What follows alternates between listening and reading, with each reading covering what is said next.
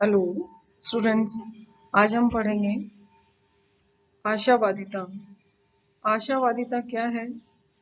आशावादिता हमारी एक तरह की पॉजिटिव स्टेट है, पॉजिटिव कॉग्निटिव स्टेट है, जो कि हमारे मन के अंतर्गत या हमारे जो भाव विचार हैं, हमारी अवस्थाएं हैं, उसके अंतर्गत आती है। हमारे मन में पॉजिटिव और नेगेटिव दो तरह की कॉग्निटिव स्टेट्स होती हैं, संज्ञानात्मक अवस्थाएं होती हैं, जिसमें प्रसन्नता यानी खैरियत, खुशी, आशावाद, होप, आशा, ये सारी चीजें इसके अंतर्गत आती हैं। सबसे पहले हम पढ़ेंगे आशावाद। आशावाद क्या है?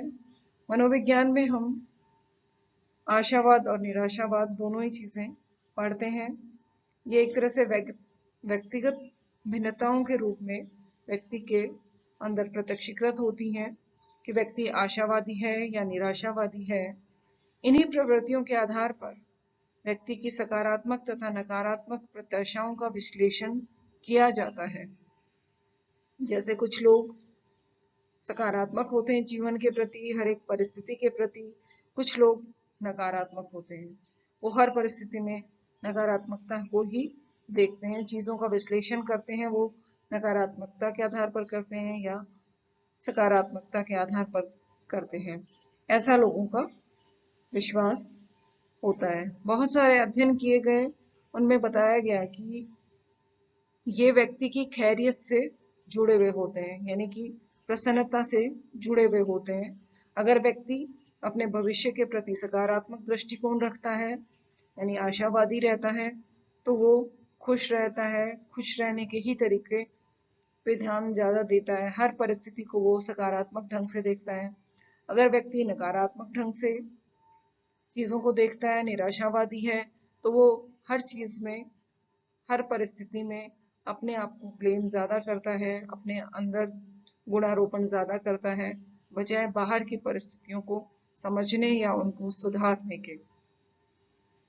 मार्टिन सेलिंगमैन ने इसी आशावाद पे कुछ काम किया और कुछ दृष्टिकोण हम यहाँ पढ़ेंगे। आशावाद मुख्यतः दो तरह से का माना जाता है।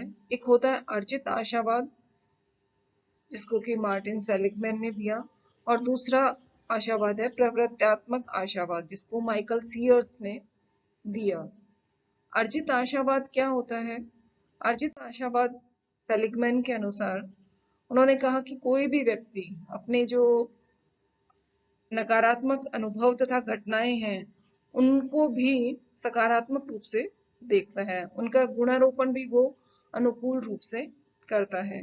मान लीजिए जैसे कि कोई हम ये कहें कि व्यक्ति एग्जाम दे रहा है, कोई बच्चा है एग्जाम दे रहा है और वो किसी कारणवश अच्छा पेपर नहीं कर पाया, तो वो उस पेपर को, जो उसका पेपर अच्छा नहीं हुआ है, उसका कैसे गुणारोपण करेगा कि भाई पिछली बार तो मैंने अच्छा किया था, इस बार हो सकता है कुछ गड़बड़ हो गई हो, मैं अगली बार और अच्छा करूंगा।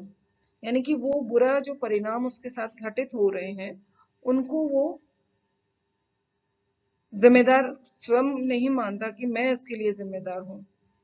वो है कि हो सकता है मेरा पेपर कठिन आया था, मुझे टाइम कम मिला, मैं कर नहीं पाया, परिस्थिति या वातावरण जो है या अन्य व्यक्तियों की भूमिका है, उनको वो ज्यादा जिम्मेदार मानता है।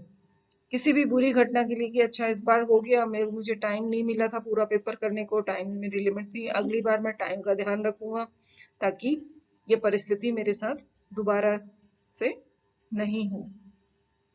तो सेलिगमैन के अनुसार जो है उन्होंने कि तीन तरह से अर्जित आशावाद जो होता है उसके आधार होते हैं: बाह्य गुणारोपण, अस्थिर गुणारोपण तथा विशिष्ट गुणारोपण।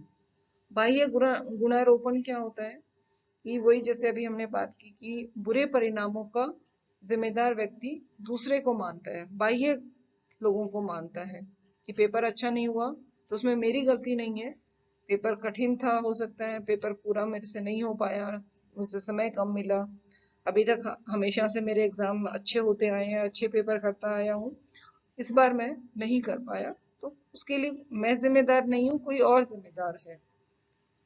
अस्थिर गुणारोपण यानी कि बुरी घटना या अनुभव है उसकी व्याख्या इस तरह से व्यक्ति करता है कि इस बार तो मुझसे ऐसा हो गया, लेकिन अगली बार ऐसा नहीं होगा, दोबारा ये चीज रिपीट नहीं होगी। तीसरा होता है विशिष्ट गुणारोपण। विशिष्ट गुणारोपण यानी कि किसी नकारात्मक परिणाम को किसी भी एक निष्पादन क्षेत्र तक प्रतिबंधित कर देना। जैसे कि एक बच्चा है, जैसे उसका एग्जाम था, अब वही है कि भाई आज मेरा एग्जाम तो खराब हो गया, लेकिन हर बार जो है मेरे पूरे साल और अच्छे नंबर आए हैं। दूसरे जो भी इसी एग्जाम में खराब हुआ है, दूसरे एग्जाम में वह अच्छा कर रहा हूँ, खेलों में अच्छा कर रहा हूँ, मेरी राइटिंग है, स्किल्स हैं, उनमें मैं अच्छा कर रहा हूँ, और मेरे लोगों के साथ अच्छे संबंध है, मेरी और भी उपलब्धियां बहुत सारी हैं। यानी कि एक उस कमी को उन्होंने एक ही स्थान तक सीमित कर दिया है, विशिष्ट कर दिया है कि सिर्फ इसी पेपर में मेरे साथ ऐसा हुआ है, या एक ही घटना मेरे साथ इस तरह की हुई है, और सारे क्षेत्र और सारी घटनाएं जो है, मेरे लोगों के साथ संबंध जो है वो सब बहुत अच्छे हैं, मैं और सब क्षेत्रों में बहुत अच्छा कर रहा हूँ। इसी तरह निराशावादी व्यक्ति क्या करता है कि वो ये कि पेपर था, मैंने ही अच्छे से पढ़ाई नहीं की, मेरे को ऐसे नहीं करना चाहिए था, मेरे को जल्दी जल्दी लिखना चाहिए था, मेरी ही गलती है जो कि मैं पेपर अच्छे से नहीं कर पाया, पिछली बार भी मेरा पेपर छूट गया था, मैंने खराब किया।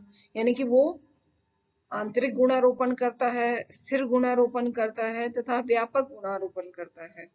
व्यापक गुणारोपण यानी कि हमेशा ही मेरे साथ तो ऐसा होता है, हर क्षेत्र में मेरे तो रोड़े अटकते रहते हैं, कभी भी मेरा कोई काम अच्छा नहीं होता है, मेरे लोगों के साथ रिलेशन भी अच्छे नहीं है। यानी कि हर चीज में वो अपना नकारात्मकता दिखाता है।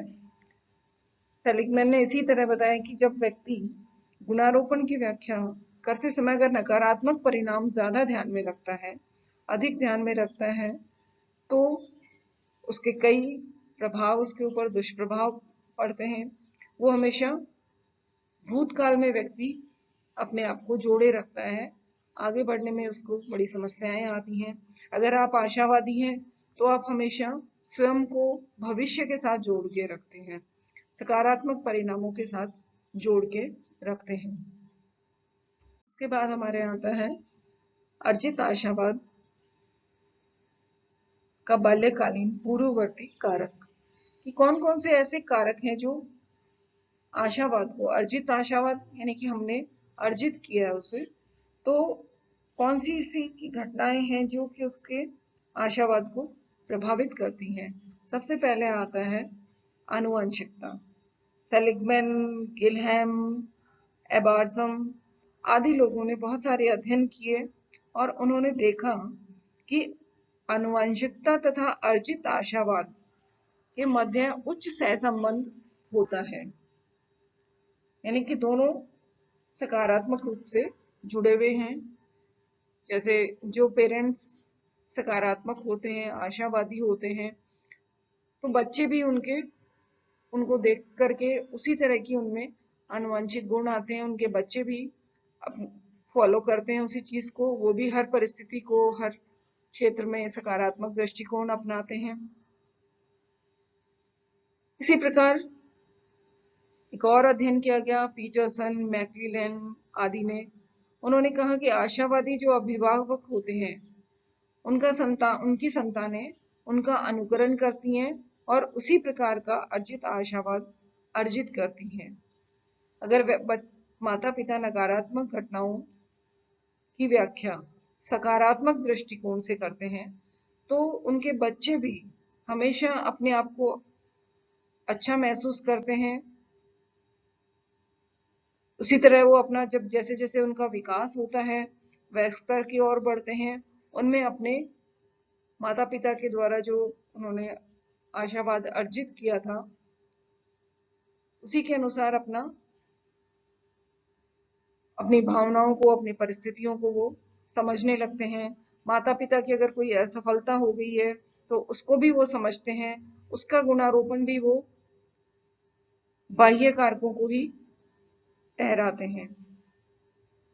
कई बार ऐसा देखा गया कि अगर बाल्यकालीन अवस्था में बच्चे को कोई आघात हो जाता है, कोई ट्रॉमा हो गया, तो उसके कारण भी बच्चे में कुछ आशावादिता जो है वो पनपती है।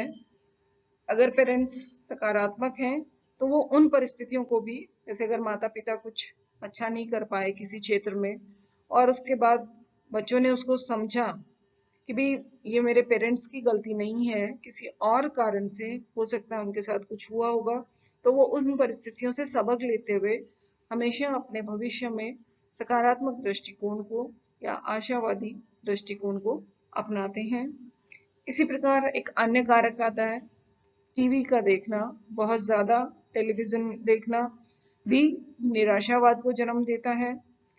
आजकल हमारे टीवी में बहुत ज्यादा जो भी बच्चे सीरियल्स देखते हैं, कोई एपिसोड्स देखते हैं, बहुत ज्यादा उसमें हिंसक घटनाएं दिखाई जाती हैं। टॉलरेंस पावर बिल्कुल नहीं दिखाया जाता, असहिष्णुता दिखाई जाती है। ये सारी चीजें बच्चे में भी हिंसावादी प्रवृत्तियों को बढ़ावा देती हैं, अहिंसा असहिष्णुता को बढ़ावा देती हैं। हेल्पलेस व्यक्ति महसूस करता है। इस तरह की भावनाएं बच्चों में बढ़ रही हैं और अर्जित आशावाद का की निम्नता से ये जुड़ी हुई है। अगर आपके अंदर अर्जित आशावाद ज्यादा है तो आपके ऊपर इनका प्रभाव कम पड़ेगा। इसके बाद हमारे आता है आशावाद का स्नायविक आधार, या हम ये देखें कि अर्जित आशावाद जो है वो किस तरह से हमारे शरीर का कौन सा ऐसा अंग है जो उसके लिए उत्तरदायी होता है। बहुत सारे अध्ययन किए गए जिसमें देखा गया कि निराशा और विषाद के मध्य एक संबंध होता है, जिसका कारण हमारा मस्तिष्क का लिम्बिक सिस्टम होता है। लिम्बिक सिस्टम अगर सही ढंग से काम नहीं करता है तो व्यक्ति में विषाद उत्पन्न होने लगता है। हमारा लेटरल प्री फ्रंटल कॉर्टेक्स अगर सही ढंग से काम नहीं करता है तो भी इस तरह की परिस्थितियां उत्पन्न हो जाती हैं। एक लिडल 2001 में उन्होंने अध्ययन किया था जिसमें उन्होंने देखा कि विषाद यानी डिप्रेशन का संबंध हमारे न्यूरोट्रांसमीटर्स के साथ होता है। अब आता है कि हम इस अर्जित आशावाद का मापन कैसे करेंगे। अर्जित आशावाद के मापन के लिए बहुत सारे अध्ययन किए गए या बहुत सारी टेस्ट बनाए गए। सबसे पहले 1982 में सेलिगमैन तथा उनके साथियों ने बड़े लोगों के अंदर गुणारोपण शैली का मापन करने के लिए एक प्रश्नावली बनाई, जिसको कि गुणारोपण शैली प्रश्नावली कहते हैं। बाद में उन्होंने बच्चों के लिए भी एक प्रश्नावली बनाई जिसका नाम है बाल गुणारोपण शैली प्रश्नावली। इसमें जीवन की सकारात्मक तथा नकारात्मक दोनों तरह की घटनाएं शामिल होती हैं। प्रत्युत्तर बच्चे देते हैं। आंतरिक, बाह्य, स्थिर, अस्थिर, व्यापक या विशिष्ट, इन विमाओं के आधार पर इसमें उत्तर देना होता है। कुछ समय बाद इसमें कुछ और पद जोड़ के इसका एक नया विस्तृत संस्करण बनाया गया जिसको EKEASQ कहा जाता है। इसके पश्चात पीटरसन तथा उनके सहयोगियों ने एक और परीक्षण का निर्माण किया जिसको शाब्दिक व्याख्या का अंतर्वस्तु विश्लेषण यानी कि CAVE केव कहा जाता है, उसका निर्माण किया। इसका लाभ ये था कि बिना लोगों का ध्यान आकृष्ट किए ये इस बात का मापन करती थी कि व्यक्ति किसी भी चीज की व्याख्या जब कर रहा है कैसी भाषा का उसमें उपयोग कर रहा है, कैसी उसकी व्याख्यात्मक शैली किस तरह की है, क्या उसकी कंटेंट है। जब वो शाब्दिक व्याख्या करता है किसी भी चीज की, किसी भी घटना परिस्थिति की, तो उसका कंटेंट किस तरह का है, कौन सी भाषा है, किस तरह की भाषा शैली है। इस तरह अर्जित आशावाद के मापन के लिए निम्न प्रश्नावलियां बनाई गई। उसके बाद आता है कि आशावाद के आधार पर हम क्या पूर्वानुमान लगा सकते हैं, यानी क्या हम भविष्यवाणी कर सकते हैं। देखा गया कई क्षेत्रों में अर्जित आशावाद का संबंध पाया गया। सबसे पहले आता है हमारे शैक्षणिक निष्पादन से। सेलिगमैन जो थे उन्होंने अध्ययन किया और उन्होंने देखा कि आशावाद का शैक्षिक निष्पादन के साथ महत्वपूर्ण संबंध है। जो आशावादी होते हैं उनका शैक्षणिक निष्पादन उच्च होता है। दूसरा था, सेलिगमैन ने एक और किया अध्ययन जिसमें एथलीटों के निष्पादन पर ध्यान दिया गया और देखा कि आशावाद का एथलीट निष्पादन पे भी उच्च स्तरीय संबंध पाया जाता है। इसके बाद सेलिगमैन ने एक और पूर्वानुमान किया, उत्पादक कार्य दस्तावेज, यानी कि जब हम आशावादी होते हैं तो हमारा कार्य में उत्पादकता भी ज्यादा अच्छी पाई जाती है। इसके बाद फ्रेंचेम ने आपसी संबंधों के ऊपर अध्ययन किया और उन्होंने पाया कि जो लोग आशावादी होते हैं उनके अंतर पारस्परिक संबंध जो होते हैं वो अच्छे होते हैं और उनमें संतुष्टि अधिक होती है। उसके बाद नॉलेन ने भी एक अध्ययन किया। उन्होंने कहा कि जो लोग आशावादी होते हैं वे तनाव से निपटने में बेहतर रणनीतियों का उपयोग करते हैं बजाय उनके जो कि निराशावादी होते हैं। एब्रामसन ने भी अध्ययन किया। उन्होंने कहा कि विषाद के प्रति निम्न दुर्बलता होती है ऐसे लोगों में, यानी कि जो लोग आशावादी होते हैं उनमें डिप्रेशन होने की संभावना कम होती है। इसी के साथ पीटरसन ने भी एक अध्ययन किया। उनका मानना था कि जो लोग अर्जित आशावाद के साथ जीते हैं वो उनका शारीरिक स्वास्थ्य श्रेष्ठ होता है, अच्छा होता है और वो एक अच्छा स्वस्थ जीवन जीते हैं। हेलो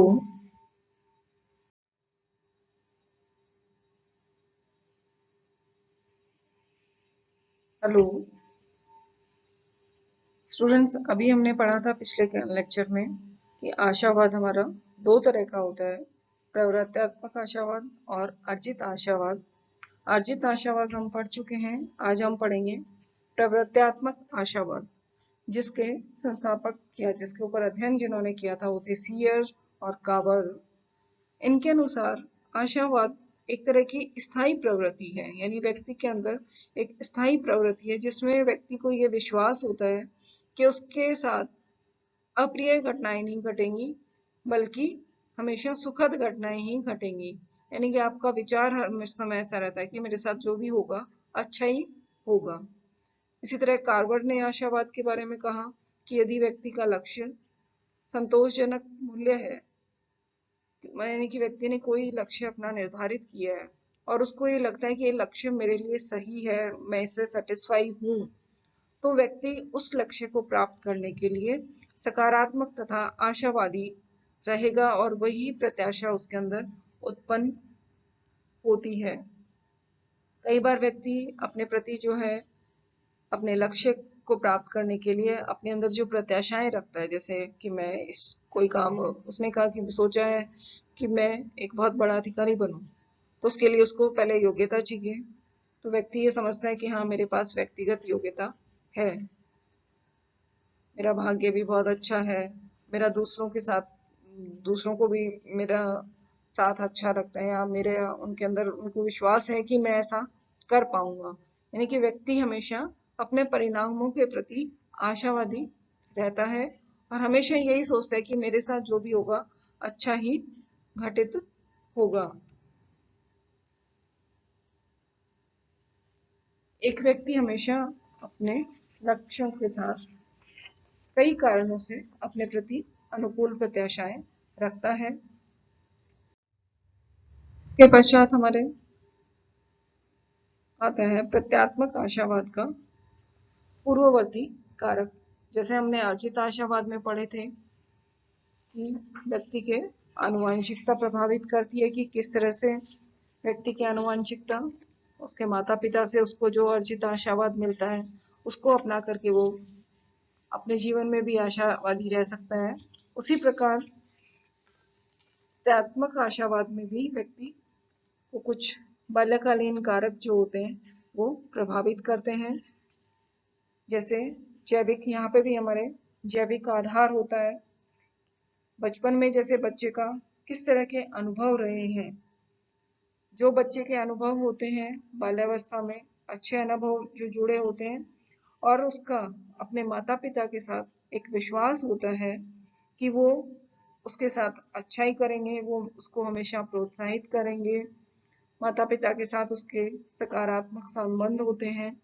तो उसी सकारात्मक संबंधों और विश्वास के प्रति बच्चा जो है आगे बढ़ता है और अपने बाल्यकालीन अनुभवों के साथ उत्तरोत्तर विकास करता है और हमेशा यही विश्वास रखता है कि उसके साथ जो भी होगा वो अच्छा होगा,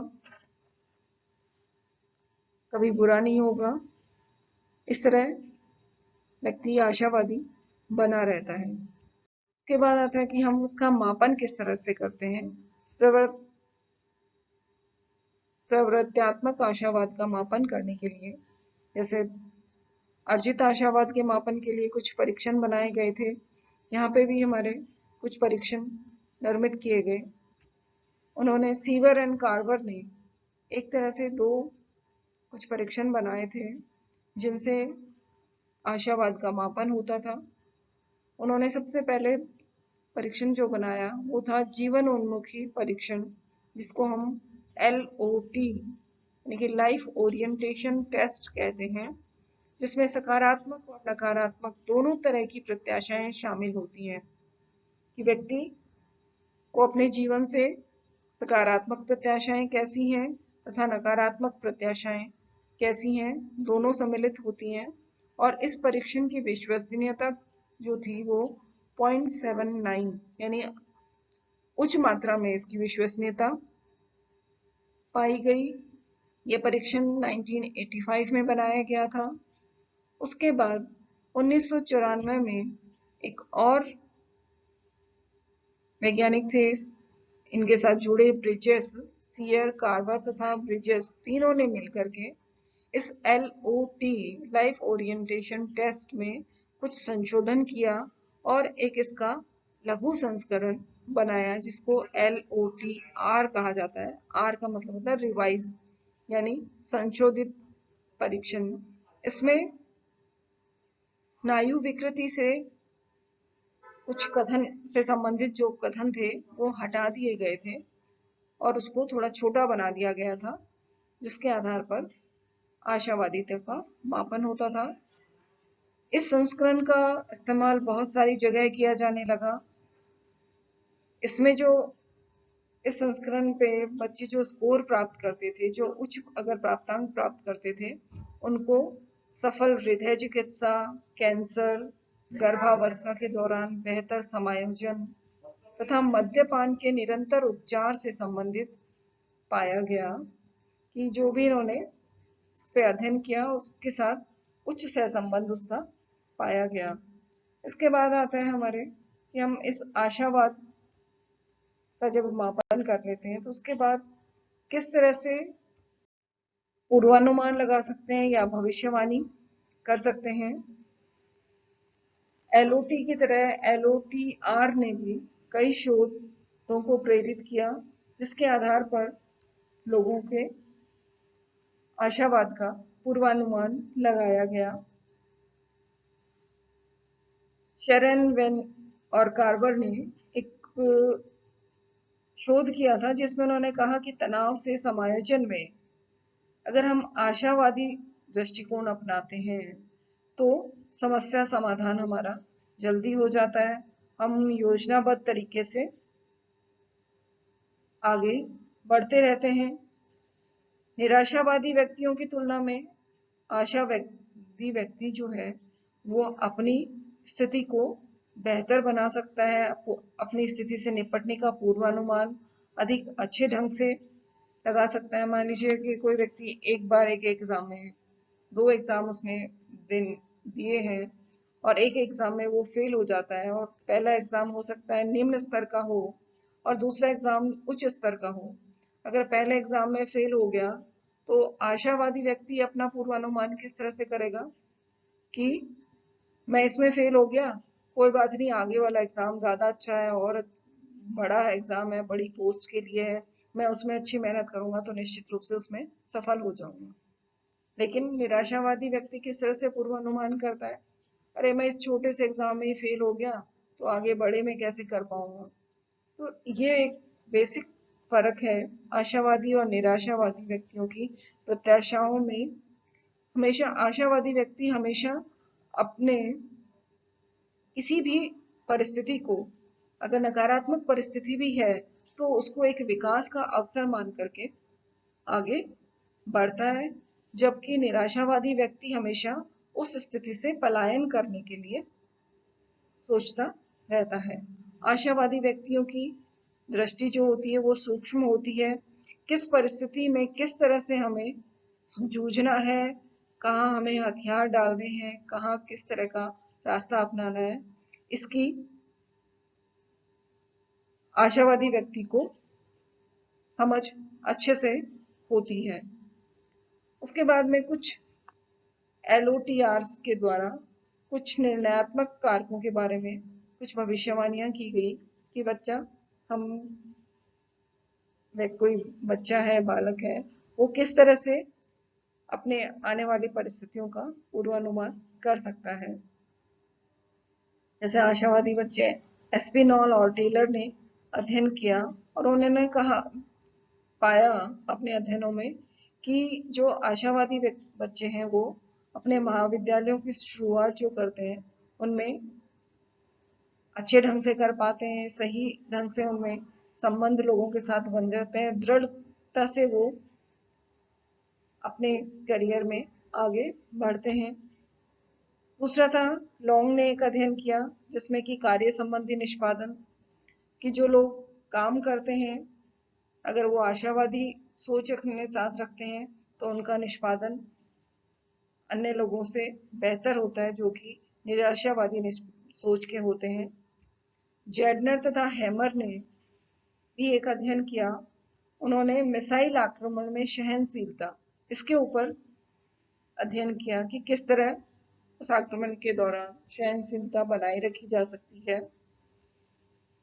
इसी प्रकार गीवन ने अल्जीमर रोगियों तथा कैंसर रोगियों की सेवा करने में पहल करने के ऊपर अध्ययन किया और आशावाद का मापन का पूर्वानुमान उन्होंने किया। इसी प्रकार क्रबो ने शल्य चिकित्सा प्रक्रिया के दौरान किस तरह से आशावादिता बनाई रखी जा सकती है उसके बारे में अध्ययन किया। कार्वर ने कैंसर तथा एड्स पीड़ित व्यक्तियों की स्थिति में समायोजन से संबंधित अध्ययन या पूर्वानुमान किए। इस तरह से हम देखते हैं कि आशावाद का हमारे जीवन के बहुत सारे हिस्सों या लगभग सभी हिस्सों पे बहुत ज़्यादा सकारात्मक प्रभाव पड़ता है। हम हमारी परिस्थितियों को अच्छे से समझ करके और आगे विकास के पथ पे आगे बढ़ सकते हैं। जो कठिन परिस्थितियां आई हैं उनको हम एक अवसर की तरह से देख सकते हैं और सार्थक जिंदगी हम जी सकते हैं।